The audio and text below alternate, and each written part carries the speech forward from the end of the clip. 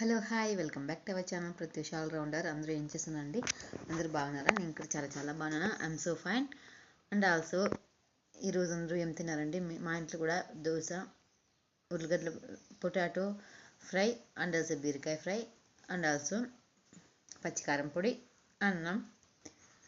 మరి మనం చెప్పుకోబోయే బ్యూటీ టిప్స్ ఏంటంటే, ఫస్ట్ ఆఫ్ ఆల్ మనకి బ్యూటీ పార్లర్కి వెళ్ళే టైం ఉండదు. కొంతమందికి టైం ఉండదు, కొంతమందికి టైం ఉంటుంది.